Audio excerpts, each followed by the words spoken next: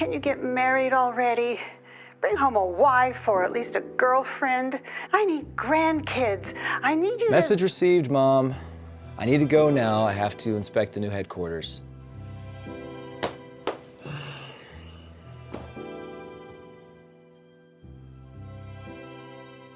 "7 years.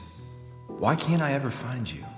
And why do you still haunt me?" The president is being urged by his family to get married.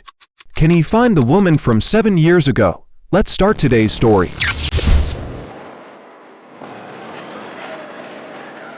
So I'm flying the space shuttle for the second time, and this guy passes out. All right, it's about that time. So, are you kissing anybody at midnight?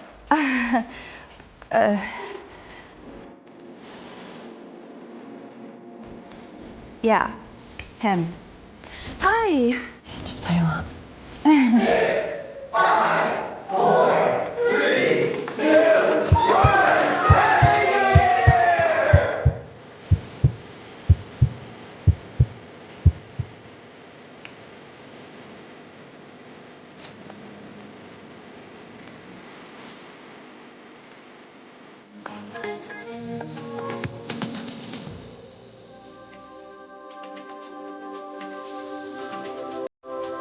You have a cute scar. It's just my birthmark. If you want me to stop, tell me now. I don't want you to stop.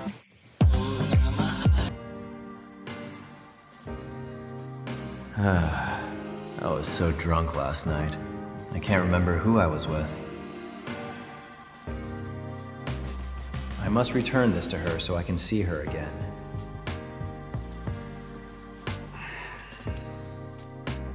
Happy New Year. Sam, it's me.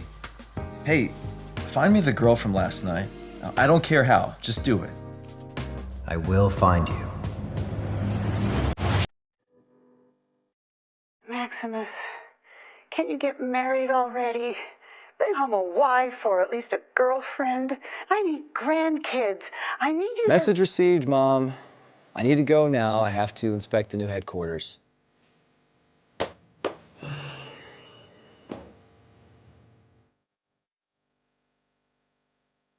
"7 years.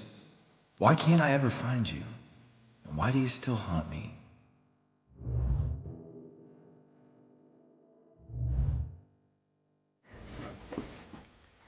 Still thinking about that girl? Boss, it's been years. I'm ready to go to the inspection now. Your vest, sir? But first, we found your fake Christmas wife. She's waiting in the coffee shop. Blonde hair, red top.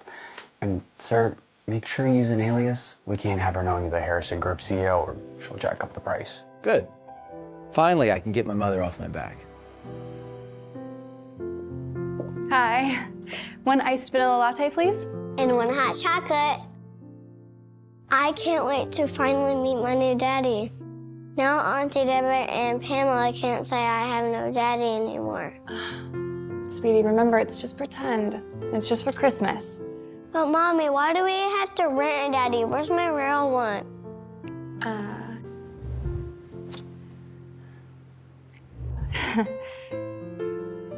I'll tell you when you're older. Sweetie, why don't you go find us a table?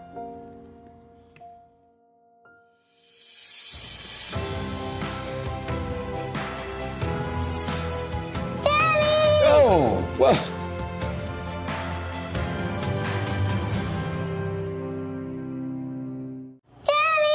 Oh, I'm sorry. I'm not your dad. No, I know you're my daddy, just as handsome as that. Oh. Mommy, hurry! Your fake Christmas husband has arrived.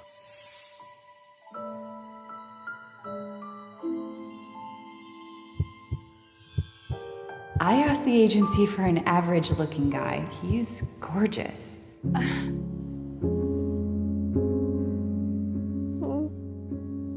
Why does she feel so familiar? She's waiting in the coffee shop. Blonde hair, red top. You must be my new Christmas husband. So, you're my new Christmas wife? See, I knew you're the new daddy we had, right? Hi, my name's Piper. What's your name? Sam didn't say anything about a kid. Max, Aurelius. Eva. I think we should probably sit and discuss the details of this fake marriage. I just need a wife for the holidays. I guess Mom gets her grandkid too.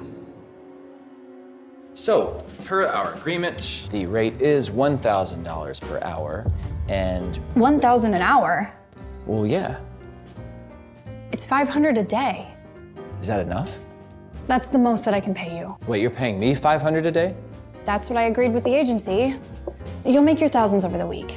Look, my requirements are simple, okay? Play my pretend husband, come with me to my hometown, and we all pretend to be one big happy family. And then my family will get off my back, so Piper can have a good Christmas for once. So she's getting pressure from her folks too. Fine. But you have to help me get my mom off my case too.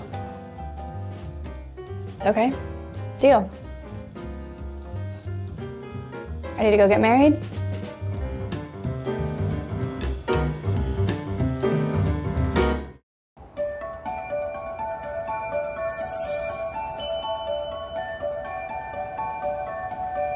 Wow, clean up nice. It's my wedding day after all. Pictures. Thank you. Y'all guys are supposed to look like you're in love.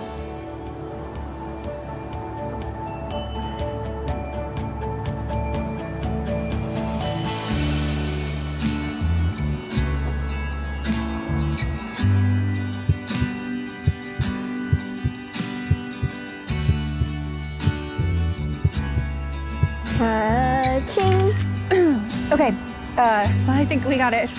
Oh, I need some photos of us together too, to prove to my parents that I'm actually married and have a happy family. Yeah, of course.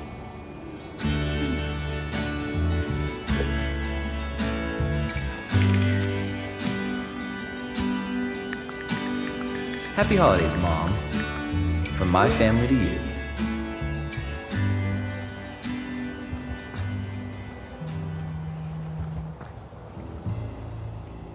Bad news, boss. The agency said that the girl that they recruited to be your fake wife bailed last minute.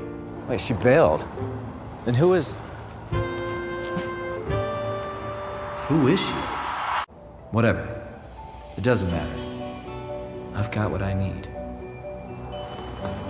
Sam, don't worry about it. I already found someone.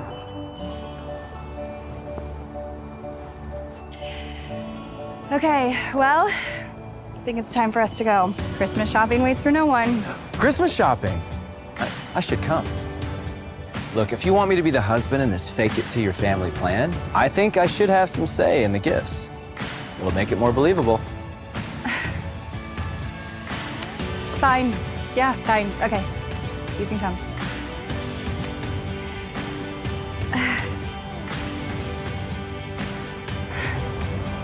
Let's go. Which mall are we going to? Let's go to that one. Oh, let's go to the bank.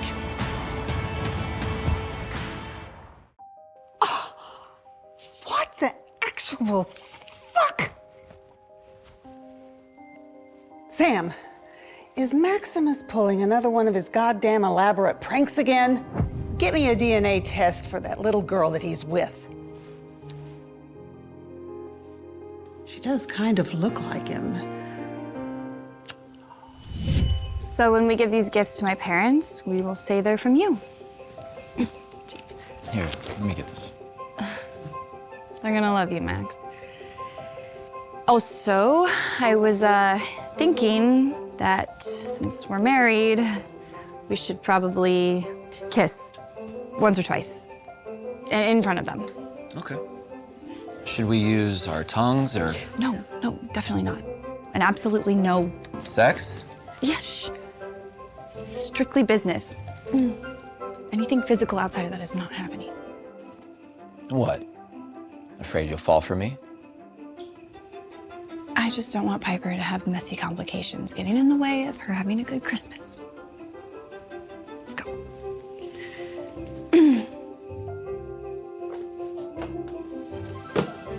Here. What are you doing?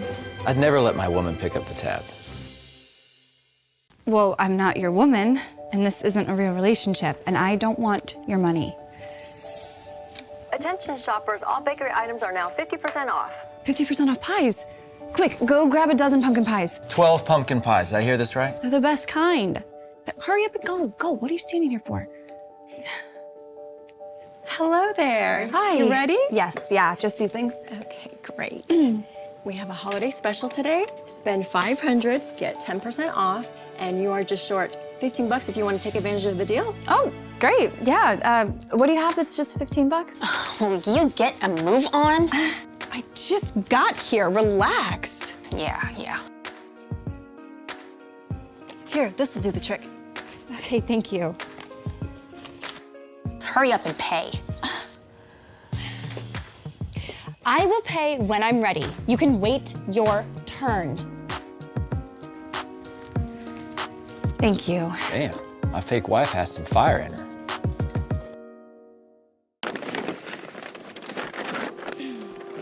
Oh, wait, not the pies, not the pies. You can just set those on top. Hi, guys. And I hand you all these pies. Of course. Thank you so much. Of course. I hope you like pumpkin. Thank you. She bought all 12 pies, Don't worry, I have enough for everybody. just to give it away. Thank you. Merry Christmas.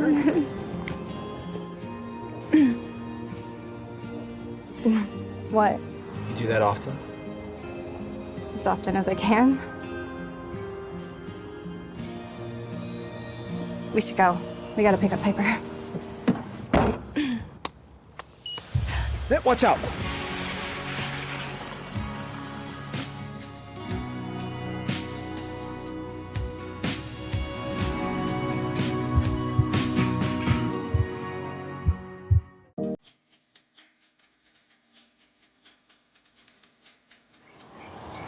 You done feeling me up?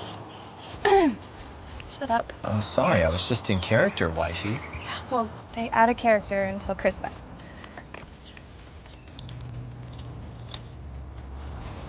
And don't be late.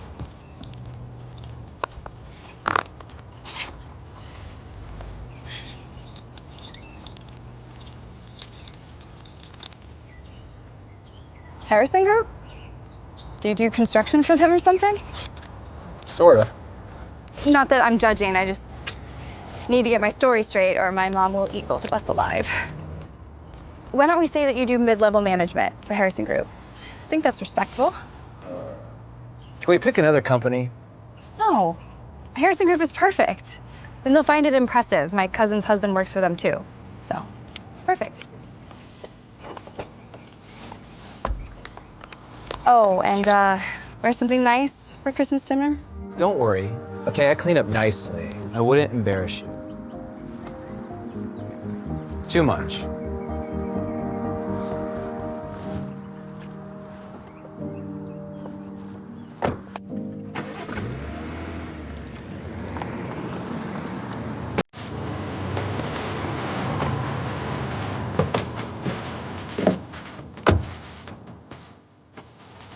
Let's go, Sam. It's time to check out the new HQ stuff. Hold on, you're covered in water and you have a hair on your shoulder and it's not yours. It's my daughter's. Daughter's? Give me a DNA test for that little girl that he's with.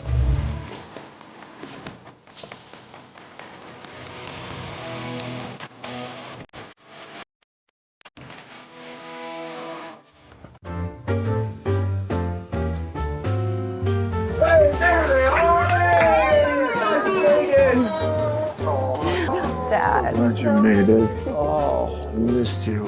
So, where's this mysterious husband we heard all about? He's coming. Please don't tell me Maximus bailed. Good. So, heard you got a new hubby, sweetie. When's he arriving? Oh, it's probably just some story she cooked up to stop people talking. Poor thing. Not surprising. I mean, she's 30. Once a woman hits that age, you become undateable. No, plus a kid looks so bad on dating apps. This is exactly why I refuse to come home single this Christmas.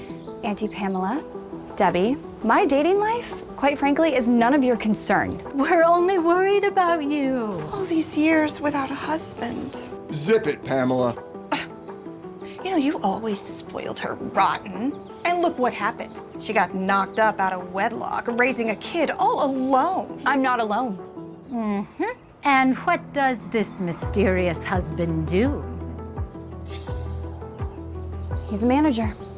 Manager? Of what? Trash. Probably a cover for criminal activity. You don't have to lie to us, Eva. Actually, he's right here. Oh, wow. Wow. He is really good looking. Must be AI. Congratulations, Eva, on your Photoshop skills. Fake. That's enough. She's our daughter and your niece. Show some respect. Remember last year when I introduced you to my husband's nephew, William, and you turned him down?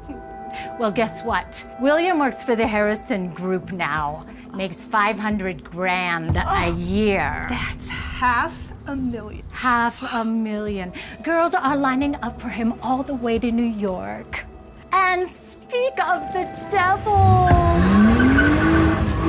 Willie, you made it.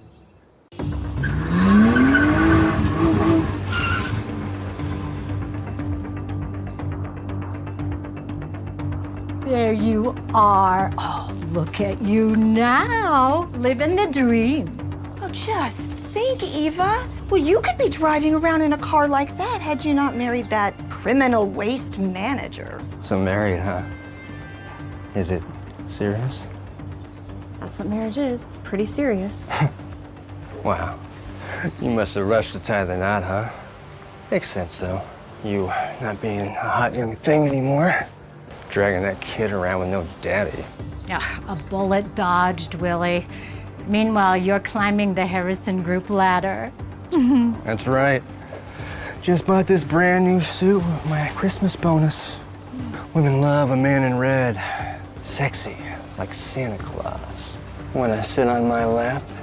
Don't touch me. Oh, so entitled. William's a successful man of taste, not waste. And yet, for some reason, he's willing to overlook your baggage. I mean, look at that car. Could your husband afford anything even close to that? Think of the life I can give you and Piper with all my Harrison Group money.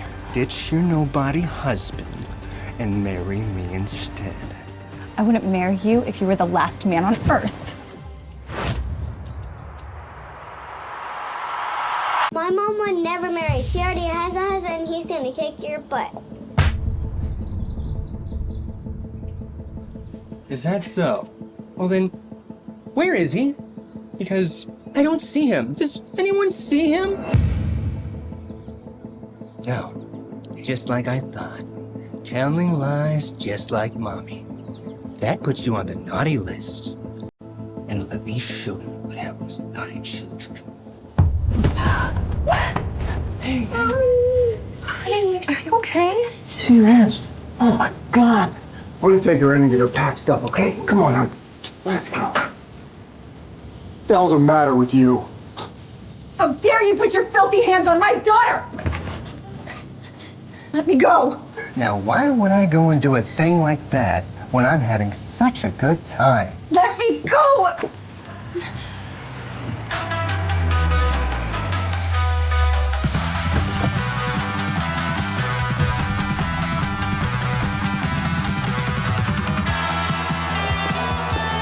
Touch my wife again and I will snap every finger that you've got. He was gathering belief among soldiers abandoned by the crown, among villagers burned by neglect, among men who remembered that Eldoria was once protected by strength, not promises. Civil war did not begin with a declaration. It began with silence. Supply lines failed. Garrisons switched banners overnight. Royal messengers stopped returning. Edric's advisors urged action. He hesitated. Because every order meant blood, and Edric had never learned how to live with blood on his hands. Caelan, however, had when Caelan finally marched. He did so not as a conqueror, but as a correction. He did not sack cities, he did not slaughter civilians. He removed governors permanently. Each execution carried a message: loyalty is earned, neglect is punished. The people did not fear him, they followed him. Inside the capital, paranoia took hold. Allies betrayed allies, councils fractured. Edric trusted fewer people each day. When Kaelin's forces reached the gates, the city did not resist. The final confrontation took place in the throne room. 2 brothers, 1 crown, Edric pleaded, Kaelin listened. And then he spoke the truth Edric had never wanted to hear. You were raised to rule a kingdom that no longer exists. Edric offered the crown, Kaelin refused. Because Kaelin did not want power given. He wanted power recognized, Edric was exiled, not killed. Because mercy, too, is a form of control, Kaelin was crowned King Kaelin I. His reign was not gentle, but it was effective. Borders stabilized, rebellions ended. The empire survived. History would remember him as a tyrant or a savior depending on who was asked. But one truth remained undeniable: Eldoria did not fall, because one man was willing to become what the empire required. And that is how kingdoms endure, not through virtue, but through sacrifice that history prefers not to name. Memory is the most fragile form of truth. People trust it completely, even though it changes every time they touch it. This story is about a man who trusted his memory and paid the price for it. His name is Lucas Hale, at least. That's the name he remembers. Lucas wakes up in a white room with no windows, no clock, and no sound except his own breathing. The walls are clean, like they've never been lived in. There is a chair, a table, and a mirror. On the table lies a folder. On the front, written in black ink, are 3 words. Session 1, Recovery. Lucas does not remember how he got here. He does remember other things. He remembers growing up near the ocean. He remembers the smell of salt and rust. He remembers a woman's laugh, soft, familiar, painful. But when he tries to hold on to these memories, they slip, like dreams dissolving after waking. The mirror activates. A voice fills the room. Calm, professional, emotionless. Lucas Hale, the voice says. If you are hearing this, the procedure has begun. The voice explains that Lucas volunteered for an experimental treatment designed to repair severe psychological trauma. Memory fragmentation, dissociation, identity confusion. Lucas doesn't remember agreeing to anything, but the file says he did. According to the records, Lucas experienced a catastrophic event 6 months ago. Something so severe that his mind fractured to protect itself. The treatment is simple. They will help him remember session by session, memory by memory. At first, the memories seem harmless. A childhood bicycle, a high school classroom, a rainy afternoon spent waiting for someone who never arrived. Each session ends with exhaustion and a dull ache behind his eyes. Between sessions, Lucas notices something strange. Some memories feel planted. To clean, to complete. Real memories are messy, inconsistent, emotional. These are not. During session 4, Lucas asks a question. What happens if I don't want to remember? The voice pauses. That will not be necessary. That answer stays with him. As the sessions continue, the memories grow darker. A car accident, flashing lights, someone screaming his name. Lucas feels guilt but cannot identify why. In session 7, he sees blood on his hands. In session 8, he sees the woman again. Her name is Evelyn. She is smiling at first. Then she is crying. Then she is not moving. Lucas wakes from the session screaming. For the first time, the voice sounds uneasy. You are progressing faster than expected, it says. That night, or what he assumes is night, Lucas studies the mirror and notices something impossible. His reflection is delayed, only slightly, but enough. In session 10, Lucas lies. He says he remembers everything. The voice responds instantly, that is incorrect. And the room changes. The walls darken. The temperature drops. The voice stops pretending. Lucas Hale does not exist, it says. That is when the truth begins to surface. Lucas was not a patient, he was a construct, a personality assembled from fragmented memories belonging to multiple individuals. A psychological container designed to hold guilt, trauma, and responsibility that no single mind could bear. There was an incident, A classified incident, one that resulted in dozens of deaths. The people responsible could not live with what they had done. So they split the memory ... and buried it inside Lucas. Lucas was created to forget so others could sleep. Every session was not recovery. It was containment. Lucas reacts the only way a trapped mind can. He resists, memories collide, identities bleed into one another. Faces overlap, names lose meaning, the system destabilizes.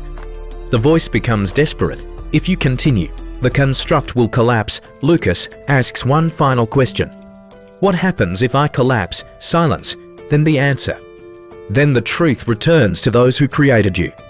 Lucas understands now he was never meant to survive. He was meant to carry the burden forever, so he makes a choice. In the final session, Lucas stops resisting. He embraces every memory, every scream, every order given. Every life lost, the room begins to fracture. The mirror shatters, and when the system fails, Lucas feels something new. Peace, not because the pain is gone, but because it no longer belongs to him alone. When the facility goes dark, alarms echo through empty halls elsewhere. People wake up screaming from dreams they don't understand. Memories return, guilt returns. Lucas Hale disappears, but the truth does not. Because memories, no matter how deeply buried, always find their way home. Cities don't sleep, they pretend to, but they never really do. At 3 in the morning, when the streets are empty and the neon signs flicker like dying stars, the city tells the truth about who survives, about who disappears, about who never mattered in the first place. This story belongs to one of those people. His name is Marcus Lane. Marcus is not a criminal by ambition. He is a criminal by erosion. Piece by piece, the city wore him down. Marcus grew up in the kind of neighborhood people only remember when something goes wrong. His father worked himself into an early grave. His mother learned how to survive by staying quiet. The city taught Marcus its first lesson early. Effort does not guarantee escape. Marcus was smart, not brilliant, not exceptional. Just smart enough to notice patterns, to see how things actually worked. He watched men who followed the rules struggle. He watched men who broke them thrive. By the time Marcus was 25, the decision had already been made for him. He started small, running packages, delivering envelopes, asking no questions. In the underground economy, silence is currency. Marcus was good at being silent. The city rewarded him with money that disappeared as quickly as it came: rent, medical bills. Is a terrifying truth. The apocalypse didn't turn people into monsters. It revealed who they already were. As resources disappear, morality follows. Daniel struggles with what survival requires. Mara accepts it. She's not cruel, she's realistic. She tells Daniel about a settlement rumored to exist far north. A place with rules, structure, power. But power always has a price. They reach the settlement weeks later. It's real. Walls, guards, organization. For the first time since the collapse, Daniel feels safe until he learns how the settlement survives. They trade protection for obedience. They exile the weak. They execute those who challenge authority. Order has replaced chaos, and at the cost of compassion. Daniel is offered a choice: stay and become part of the system, or leave and return to uncertainty. Mara already knows her answer. She refuses to live in another cage. Daniel hesitates, because survival without humanity feels meaningless, and humanity without survival feels impossible. In the end, Daniel leaves with her. Not because he's brave, but because he's still afraid of becoming someone he can't recognize. They disappear back into the ruins. The world remains broken. Civilization does not return. But Daniel understands something now. The end of the world wasn't a single moment. It was a process, and survival isn't about staying alive. It's about deciding who you are willing to become to do so. Because when everything else is gone, that choice is all that remains. Empires are not built by heroes. They are built by men willing to make decisions others cannot live with. This story begins at the moment an empire starts to rot from the inside. The kingdom of Eldoria had ruled the continent for over 3 centuries. Its banners flew over cities, ports, and trade routes that fed the wealth of the entire realm to the common people. Eldoria represented order, stability, a promise that tomorrow would resemble today. But stability is fragile. And power, when inherited too long, forgets its purpose. King Alaric IV was dying. The illness did not announce itself dramatically. It weakened him slowly, stealing breath, strength, and clarity piece by piece. By the time the court acknowledged the truth, the question was no longer if the king would die but who would rule after him. Officially, the answer was simple: Prince Edric, the king's eldest legitimate son. Educated, polite, entirely unprepared, Edric had been raised in safety, shielded from bloodshed, taught diplomacy without consequence. He believed that words could still solve problems that had long since grown beyond language. The nobles smiled when he spoke, and sharpened their knives when he turned away. Unspoken among the court was another name: Caelan, the king's bastard son, born to a woman erased from history. Raised far from the palace, trained not in books, but in war, Caelan had bled for Eldoria in border conflicts where the crown refused to look. He had no claim, no title, and the loyalty of men who would gladly die for him. Caelan returned to the capital when the king's condition worsened. His arrival unsettled the court. Soldiers straightened their posture. Servants whispered. Nobles avoided his gaze. Because Caelan did not beg for acceptance, he did not ask for permission to exist, King Alaric summoned both sons to his chambers. What was said inside those walls was never recorded. But when Caelan emerged, his face was heavier. And when Edric followed, his hands were shaking. The king died 3 days later. The coronation was swift to swift. Edric was crowned beneath banners still smelling of funeral incense. He spoke of peace, of unity, of honouring his father's legacy. The crowd cheered, the council plotted. Within weeks, the cracks began to show. Border lords withheld taxes, trade guilds demanded privileges. Mercenary companies offered loyalty for a price. Edric tried to negotiate. The empire bled. Meanwhile, Caelan vanished. Officially, he was sent away for his own safety. In truth, he was gathering something more dangerous than an army. It's inherited from a family that never caught a break. Marcus told himself it was temporary. Everyone does. That's the lie that keeps the machine running. Years passed, Marcus became reliable. Reliable people are dangerous not because they're violent, but because systems depend on them. And systems don't protect their foundations, they consume them. Marcus worked for a man named Victor Rains. Victor didn't look like a crime boss, he looked like a consultant. Calm voice, clean hands, always polite. Victor controlled networks, not streets, information, not guns. And information is far more lethal. One night, Victor gave Marcus a job that felt different. No delivery, no exchange, just observation. Follow him, Victor said, sliding a photo across the table. Tell me where he goes, who he meets, that's all. The man in the photo was ordinary, mid-30s, office clothes. Forgettable face, Marcus followed him for 3 days. On the 4th day, the man noticed. That's when everything changed. The man confronted Marcus in a subway station, crowded, loud, impossible to disappear in. You shouldn't be here, the man said quietly. Marcus froze because the man wasn't afraid. He was resigned. The man's name was Ethan Cole. Ethan wasn't a criminal, he was an accountant. Or at least, that's what his records said. What Marcus uncovered slowly was something far worse. Ethan was laundering money not for gangs, but for institutions people trusted, corporations, charities, political foundations. Legal crime, the kind that destroys lives without ever pulling a trigger. Victor wanted Ethan gone, not dead, disappeared. Marcus understood what that meant. He was being asked to erase someone. Not physically, socially, reputationally, existentially. Marcus hesitated, and hesitation is expensive. Victor reminded him of something Marcus had forgotten. You don't choose when you're done, Victor said. The city does, Marcus did the job. Bank accounts frozen, false accusations planted. Careers destroyed overnight. Ethan lost everything in less than a week. Marcus watched it happen, and something broke inside him. Because Ethan didn't fight, he accepted it.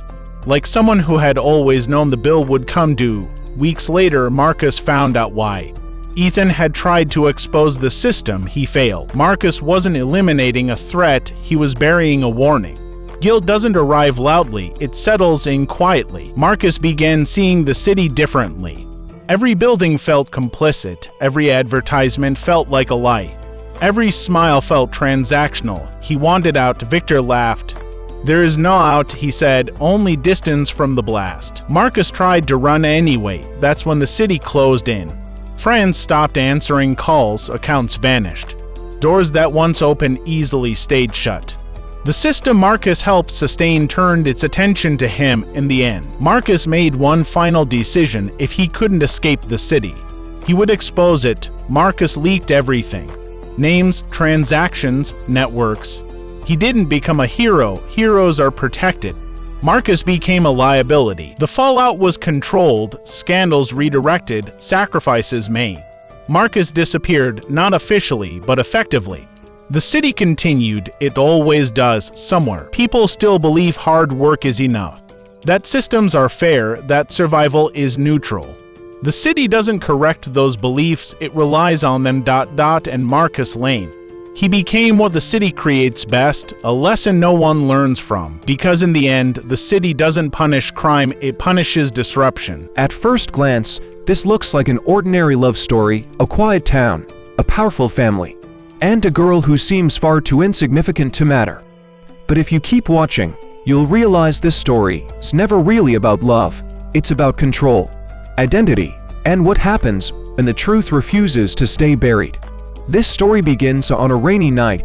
A young woman named Elena Carter stands outside the iron gates of the Blackwood estate, soaked to the bone, holding a worn-out suitcase in her trembling hands. She has nowhere else to go. Her mother is dead. Her father's name is written on a birth certificate, but he never once looked back. And now, after 23 years of silence, the Blackwood family has finally found her. Inside that mansion lives Alexander Blackwood, the youngest heir of the Blackwood Empire. Cold, calculating, and dangerously intelligent. To the outside world, he is perfection itself, a future CEO, a golden bow, a man who never makes mistakes. But Alexander hates this house, because this house is built on secrets. The moment Helena steps inside, the atmosphere shifts. The servants stare at her like she doesn't belong.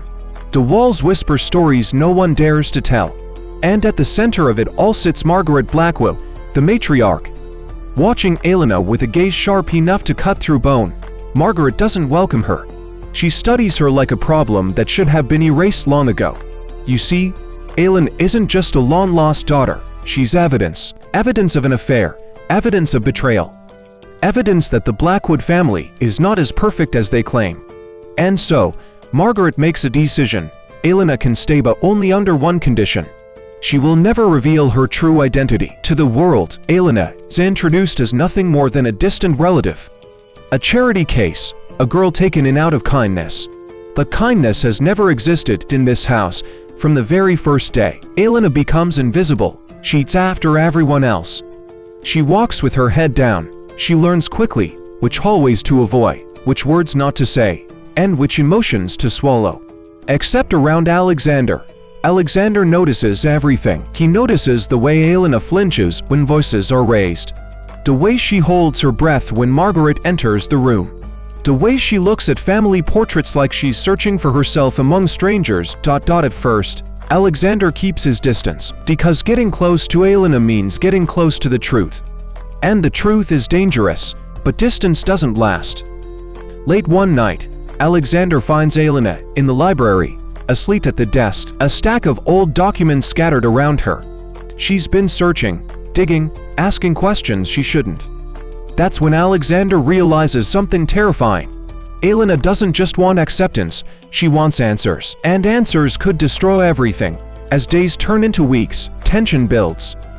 Elena overhears conversations that weren't meant for her ears.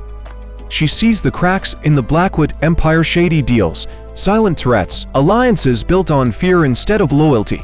Meanwhile, Margaret grows increasingly hostile, because Margaret knows something Elena doesn't. The Blackwood family didn't lose Elena by accident. She was erased on purpose. Years ago, when Elena's existence threatened the inheritance line, a decision was made. Money changed hands, records disappeared.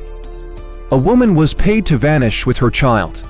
But the child survived, and now she's back.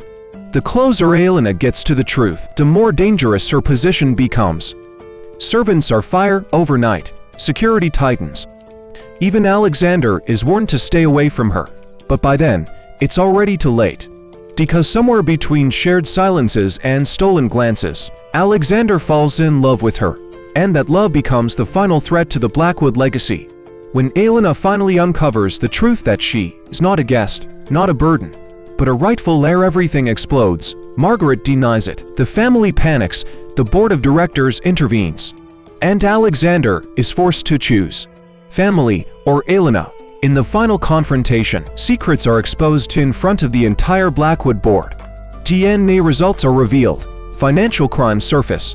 Decades of lies collapse in a single night. Margaret loses control. The empire fractures. And the truth, once hidden, becomes impossible to erase, but victory doesn't come without a cost. Elena walks away from the Blackwood main not because she has to, but because she finally understands something powerful. Blood doesn't define family, power doesn't define worth, and sometimes, survival is the greatest revenge. As for Alexander, he leaves with her, not as an heir, not as a Blackwood, but as a man finally free. And that is the real ending of this story, not a fairy tale, not a perfect romance, but a reminder. No matter how deeply the truth is buried, it always finds a way back to the surface. The bride who married the wrong man. Pay close attention. On what should have been the happiest day of her life, this woman walked down the aisle and accidentally married a man she had never met. Her name is Lydia Hale, the eldest daughter of a wealthy political family. For 24 years, she lived under strict rules. Perfect grades, perfect manners, perfect reputation. Her engagement to her childhood sweetheart, Ethan Crowe, was arranged when they were children. Everyone expected their wedding to be the union of two powerful families. But on the wedding day, Lydia's life derails in the most unbelievable way. Moments before the ceremony, Lydia is kidnapped by masked men, thrown into a black SUV, and drugged with something that makes her head swim. When she wakes up, she's in a dimly lit church, a completely different location. Her bouquet replaced, her veil rearranged, her bridesmaids missing, and the groom isn't Ethan. Standing at the altar is a cold, devastatingly handsome man with gray eyes as sharp as winter steel. A man Lydia has never seen in her life. His name, Damien Blackthorne, the most feared underground king in the entire eastern region, leader of the Blackthorne Syndicate. A man whose reputation can silence even the bravest criminals. Everyone calls him the Ghost King because no one knows how he rose to power, and those who try to investigate disappear. Damien takes Lydia's trembling hand. The priest asks, "Do you take this woman?" Damien answers before the priest finishes, "I do." Lydia is stunned. She protests, screams, tries to run, but the guards hold her still. Damien leans close, voice dangerously calm. "Say the words, Lydia." I don't." He whispers into her ear. "If you don't marry me, the Hale family will not live through tonight." Terror grips her heart. Shaking, Lydia barely forces the words out. "I do." The moment the ceremony ends, Damien kisses her lightly, almost mockingly. "Congratulations, Mrs. Blackthorne. Lydia's taken to a black limousine and driven to Damien's fortress-like estate. But here's the twisted part. Damien doesn't touch her, doesn't speak to her. He simply tells her, "You will stay here, you will obey my rules, and you will never leave." But Lydia refuses to be a prisoner.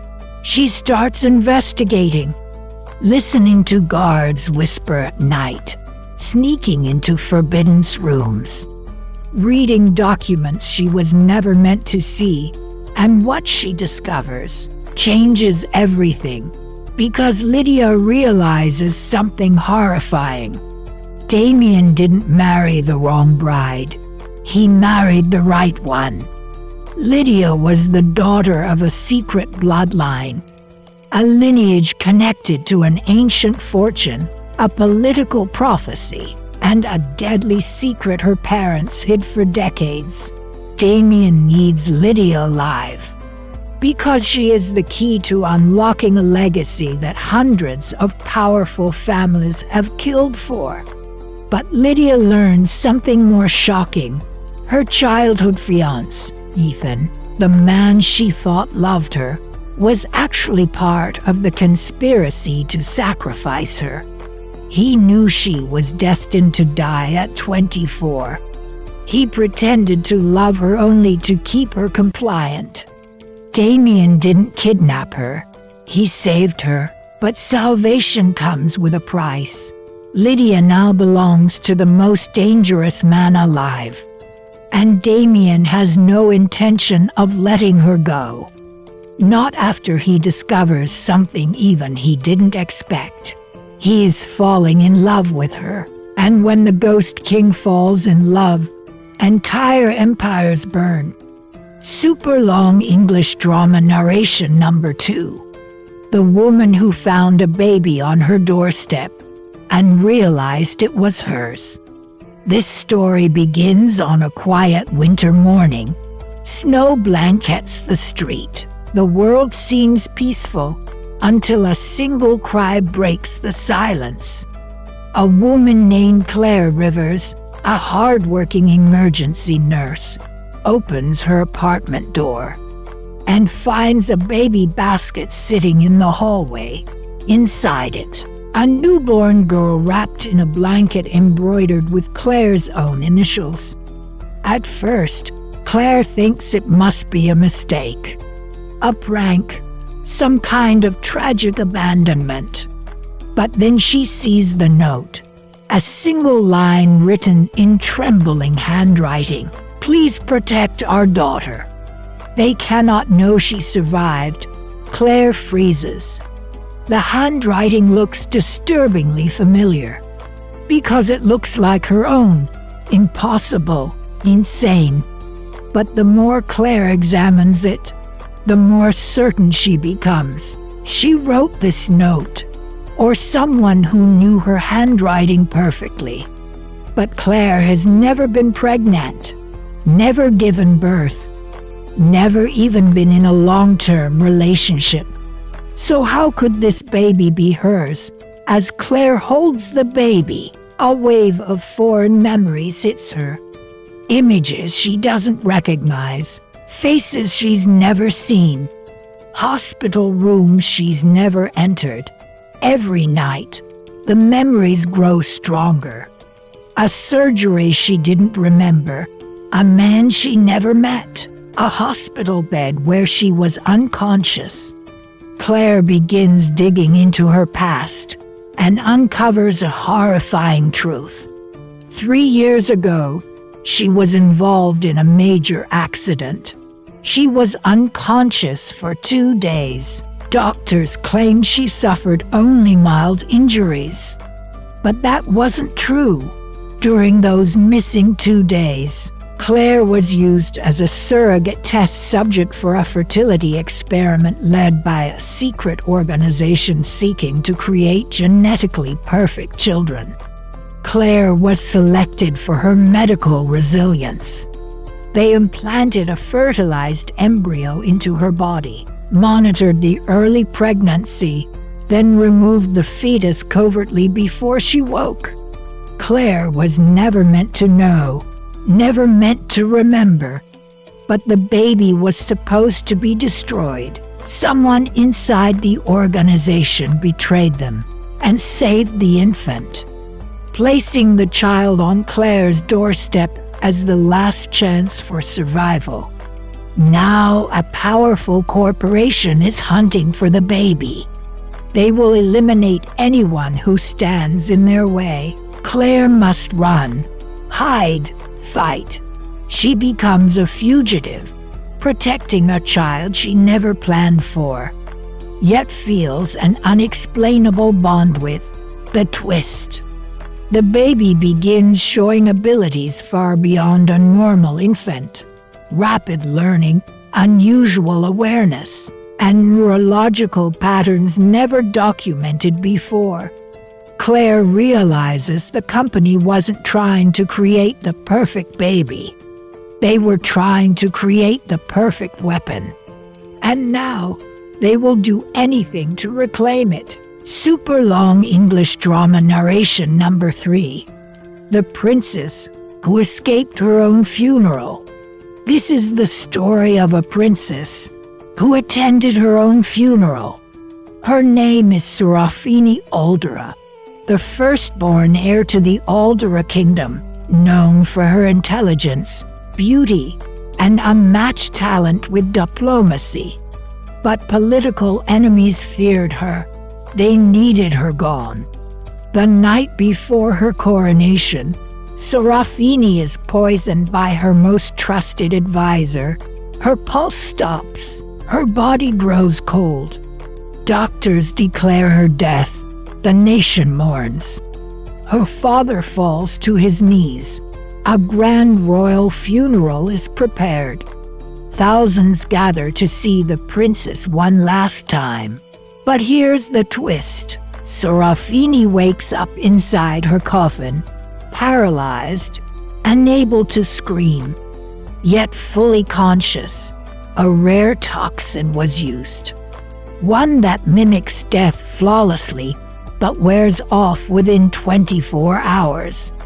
Serafini fights with every ounce of strength. The sarcophagus cracks open. She crawls out, gasping for air, covered in funeral flowers. Her first thought isn't fear, it's vengeance. But she can't return to the palace because everyone has already accepted her death. The kingdom has moved on. Her younger sister is taking the throne. Her advisor Hold her still. Damien leans close, voice dangerously calm. Say the words, Lydia. I don't. He whispers into her ear. If you don't marry me, the Hale family will not live through tonight. Terror grips her heart. Shaking, Lydia barely forces the words out. I do. The moment the ceremony ends, Damien kisses her lightly, almost mockingly. Congratulations, Mrs. Blackthorn. Lydia is taken to a black limousine and driven to Damien's fortress-like estate. But here's the twisted part. Damien doesn't touch her, doesn't speak to her. He simply tells her, "You will stay here, you will obey my rules, and you will never leave." But Lydia refuses to be a prisoner. She starts investigating, listening to guards whisper at night, sneaking into forbidden rooms, reading documents she was never meant to see, and what she discovers changes everything because Lydia realizes something horrifying. Damien didn't marry the wrong bride. He married the right one. Lydia was the daughter of a secret bloodline, a lineage connected to an ancient fortune, a political prophecy, and a deadly secret her parents hid for decades. Damien needs Lydia alive because she is the key to unlocking a legacy that hundreds of powerful families have killed for. But Lydia learns something more shocking. Her childhood fiancé, Eason. The man she sought loved her, was actually part of the conspiracy to sacrifice her. He knew she was destined to die at 24. He pretended to love her only to keep her compliant. Damien didn't kidnap her. He saved her. But salvation comes with a price. Lydia now belongs to the most dangerous man alive, and Damien has no intention of letting her go. Not after he discovers something even he didn't expect. He is falling in love with her, and when the Ghost King falls in love, entire empires burn. Super long English drama narration #2.dash. The woman who found a baby on her doorstep and realized it was hers. This story begins on a quiet winter morning. Snow blankets the street. The world seems peaceful until a single cry breaks the silence. A woman named Claire Rivers, a hard-working emergency nurse, opens her apartment door and finds a baby basket sitting in the hallway. Inside it, a newborn girl wrapped in a blanket embroidered with Claire's own initials ... at first. Claire thinks it must be a mistake, a prank, some kind of tragic abandonment. But then she sees a note, a single line written in trembling handwriting. Please protect our daughter. They cannot know she survived. Claire freezes. The handwriting looks disturbingly familiar because it looks like her own. Impossible, insane. But the more Claire examines it, the more certain she becomes. She wrote this note, or someone who knew her handwriting perfectly.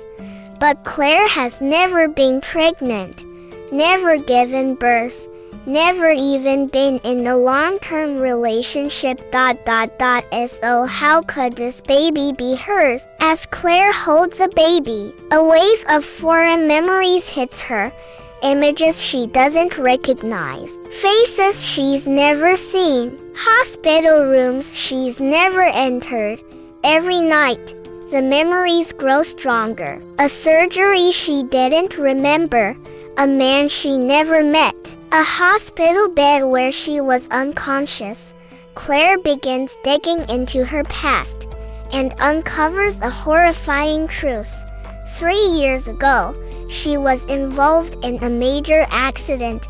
She was unconscious for 2 days. Doctors claimed she suffered only mild injuries, but that wasn't true. During those missing 2 days, Claire was used as a surrogate test subject for a fertility experiment led by a secret organization seeking to create genetically perfect children. Claire was selected for her medical resilience. They implanted a fertilized embryo into her body, monitored the early pregnancy, then removed the fetus covertly before she woke. Claire was never meant to know, never meant to remember, but the baby was supposed to be destroyed. Someone inside the organization betrayed them and saved the infant, placing the child on Claire's doorstep as a last chance for survival. Now, a powerful corporation is hunting for the baby. They will eliminate anyone who stands in their way. Claire must run, hide, fight. She becomes a fugitive, protecting a child she never planned for, yet feels an unexplainable bond with. The twist, the baby begins showing abilities far beyond a normal infant.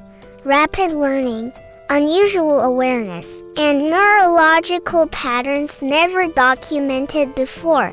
Claire realizes the company wasn't trying to create the perfect baby. They were trying to create the perfect weapon. And now, they will do anything to reclaim it. Super long English drama narration #3.dash. The princess who escaped her own funeral. This is the story of a princess who attended her own funeral. Her name is Serafini Eldora, the firstborn heir to the Eldora kingdom. Known for her intelligence, beauty, and unmatched talent with diplomacy, but political enemies feared her. They needed her gone. The night before her coronation, Serafini is poisoned by her most trusted advisor. Her pulse stops. Her body grows cold. Doctors declare her death. The nation mourns. Her father falls to his knees. A grand royal funeral is prepared. Thousands gather to see the princess one last time. But here's a twist. Serafini wakes up inside her coffin, paralyzed, unable to scream, yet fully conscious. A rare toxin was used, one that mimics death flawlessly but wears off within 24 hours. Serafini fights with every ounce of strength. The sarcophagus cracks open. She crawls out, gasping for air, covered in funeral flowers. Her first thought isn't fear, it's vengeance. But she can't return to the palace because everyone has already accepted her death. The kingdom has moved on. Her younger sister is taking the throne. Her advisor, the traitor, is now controlling the royal council. Serafini realizes she must stay dead. She disguises herself and goes into hiding, forming alliances with assassins, spies, and rebels. Slowly, she uncovers the conspiracy. Foreign nations, corrupted nobles, and even her own sister, who secretly wanted the crown. The deeper Serafini digs, the darker the truth becomes. The assassination wasn't just about power. It was part of a prophecy that foretold. The eldest daughter of Eldora shall bring ruin to the realm. The kingdom didn't want to kill her out of hate. They killed her out of fear. But Serafini isn't the monster the prophecy claimed. The true monster is the person who forged the prophecy in the first place, and she plans to reclaim everything stolen from her, her crown, her kingdom, and her fate. But first, the dead princess must return from the shadows. It begins on a rain-soaked highway. A lone woman in a torn evening gown, stumbling barefoot through the dark. No ID, no phone, no memory of who she is. But within the next hour, the world will learn her name, because this woman is none other than Evelyn Ardent, the missing heiress of $1 trillion empire, presumed dead for 10 long years. The story opens with a small-town sheriff answering a call about a confused stranger wandering near the county border.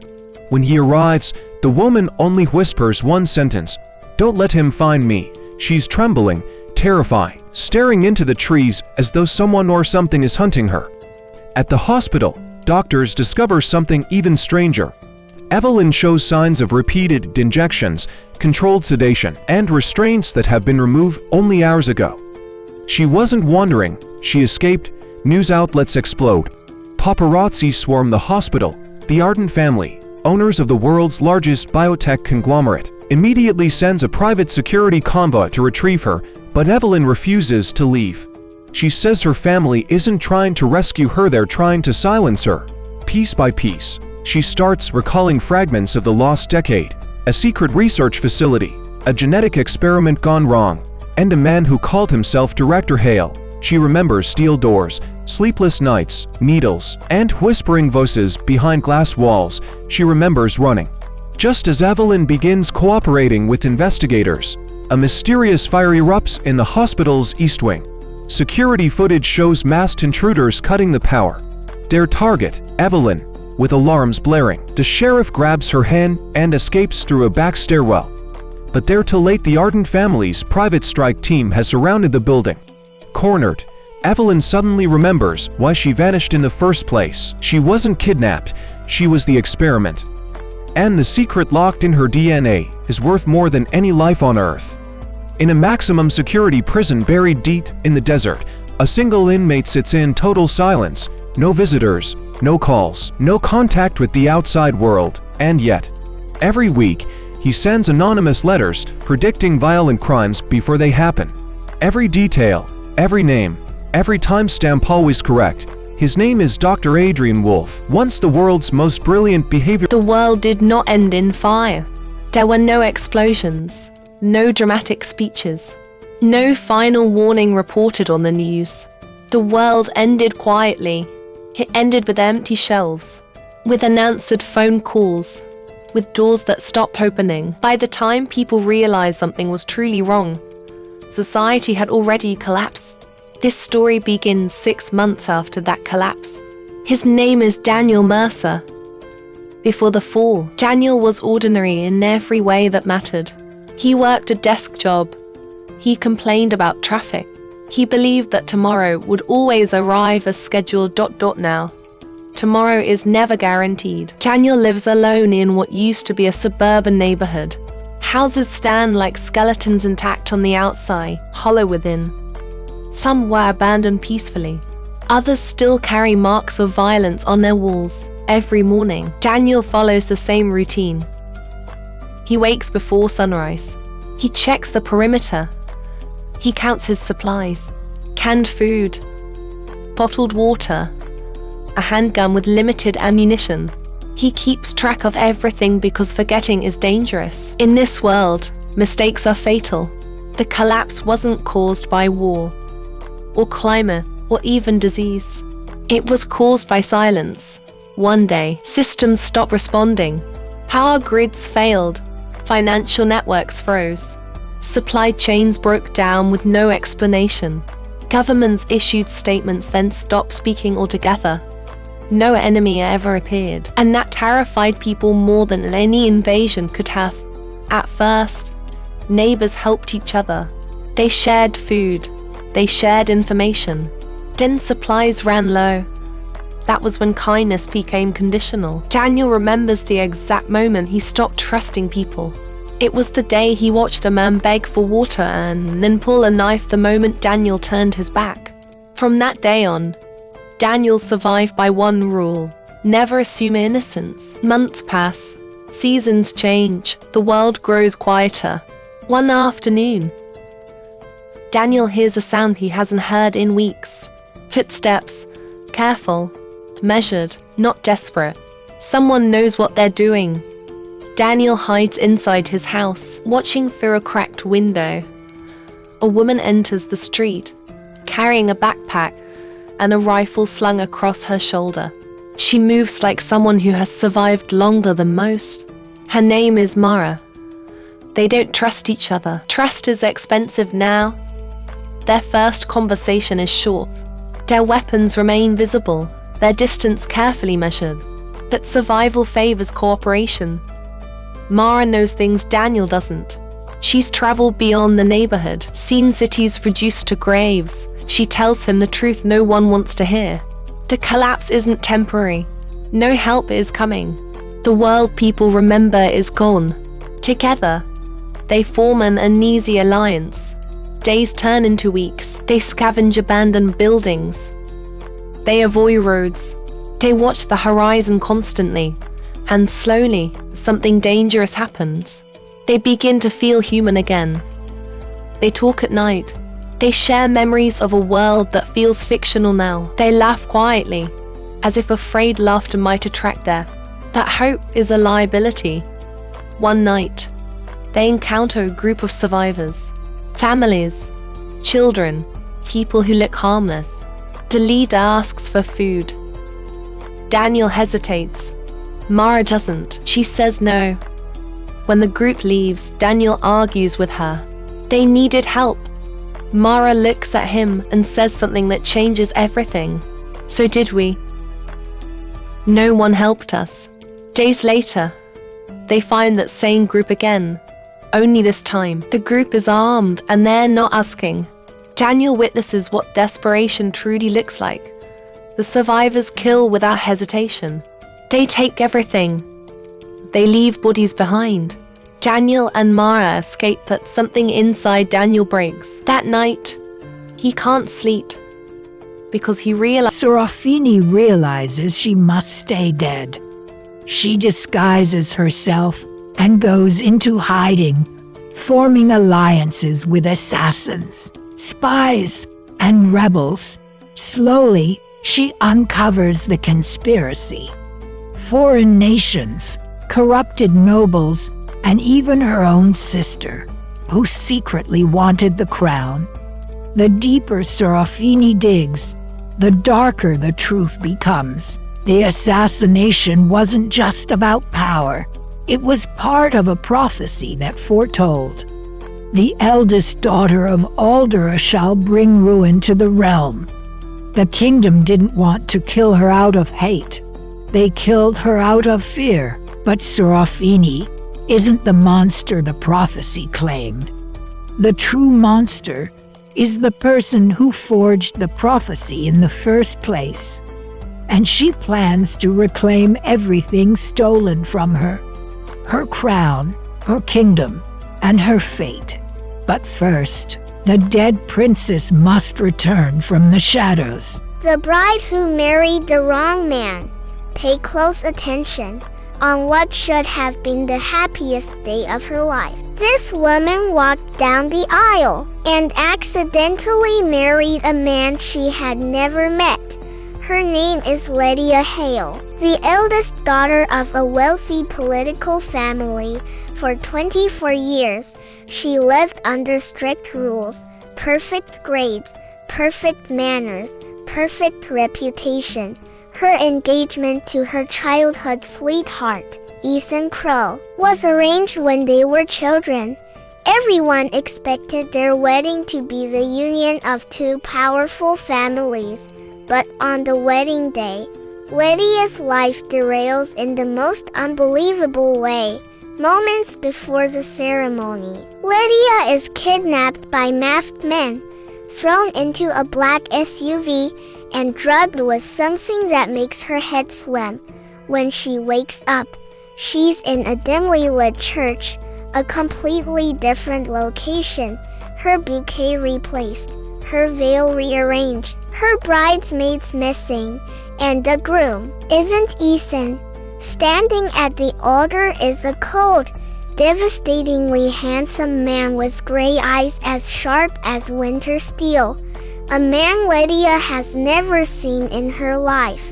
His name? Damien Blackthorn, the most feared underground king in the entire eastern region, leader of the Blackthorn Syndicate, a man whose reputation can silence even the bravest criminals. Everyone calls him the Ghost King, because no one knows how he rose to power, and those who try to investigate disappear. Damien takes Lydia's trembling hand. The priest asks, "Do you take this woman?" Damien answers